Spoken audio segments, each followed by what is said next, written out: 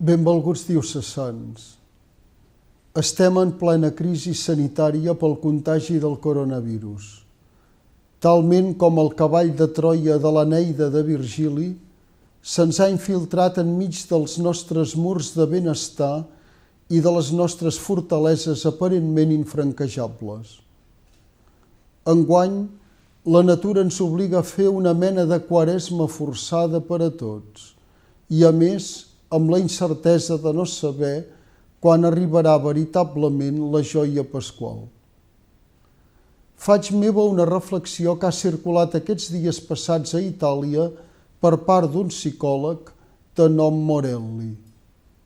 L'univers, venia a dir, té la seva forma de retornar l'equilibri a les coses segons les seves pròpies lleis, sobretot quan aquestes es troben alterades.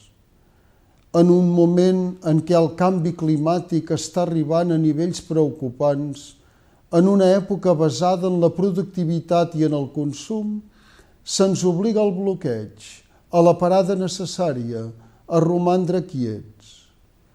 En un moment en què certes polítiques i ideologies discriminatòries pretenen fer-nos retornar a un passat vergonyós, apareix un virus que ens fa experimentar que en un obrir i tancar d'ulls podem convertir-nos nosaltres mateixos en discriminats, aquells als quals no se'ns permet creuar cap frontera, aquells que precisament som els qui trametem malalties.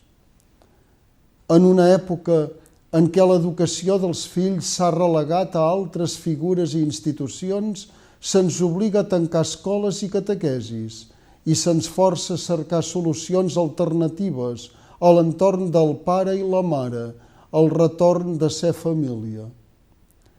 En una època en què el pensament individual ha esdevingut la norma, se'ns diu que l'única forma de sortir de l'atzucac és fer pinya, fer ressorgir en nosaltres el sentiment d'ajut al pròxim, de pertànyer a un col·lectiu, d'esdevenir corresponsables els uns dels altres.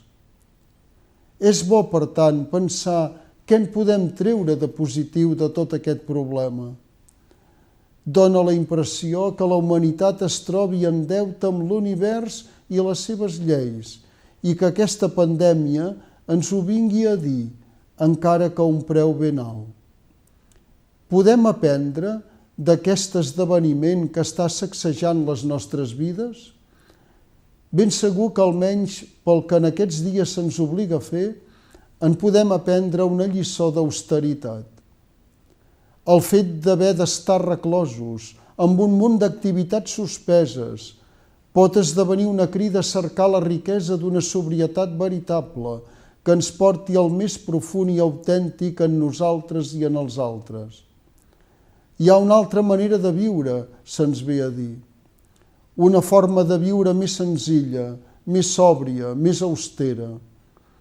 La pobresa i la fragilitat del nostre planeta són dues cares d'una mateixa realitat que pot anomenar-se insolidaritat. És el que ens ve a dir el Papa Francesc en la seva carta encíclica Laudato Si, que el proper mes de maig complirà 5 anys. El desafiament urgent de protegir la nostra casa de tots inclou la preocupació d'unir tota la família humana en la recerca d'un desenvolupament sostenible i integral. I afegeix, el Creador no ens abandona mai. Ell mai no ha fet marxa enrere en el seu projecte d'amor. No es penedeix pas d'haver-nos creat. D'aquí que el Papa faci una invitació urgent a un nou diàleg sobre la manera com estem construint el futur del planeta. Necessitem una conversa que ens uneixi a tots.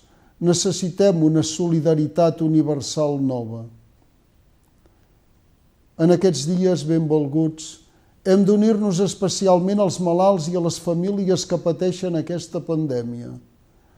M'agradaria pregar també pel personal sanitari, tot agraint-los l'esforç sobrehumà que estan realitzant. Ens hem de fiar de les autoritats, que prenen les mesures en funció de l'assessorament dels sanitaris. Som invitats a confiar. Abandonar la calma ens faria molt de mal. Tinguem també una cura especial pels més febles, no obviant aquella crida de Càritas o de la mateixa comunitat de Sant Egidi a no deixar abandonats els amics sense sostre. I també aquests dies tinc el meu cor posat en els mossens, els religiosos i religioses, i tots els laics i laiques entregats que han d'acompanyar el poble sant de Déu en aquesta crisi. Que el Senyor els doni la força i també la capacitat i l'enginy de triar els millors mitjans per ajudar. Encara que no puguin tenir lloc celebracions públiques, que tot el poble de Déu se senti acompanyat pel consol de la paraula de Déu, per l'escalf espiritual de les nostres parròquies i comunitats, ni que sigui telemàticament, i per la pregària sincera. Adéu-siau i fins la setmana vinent, si Déu vol.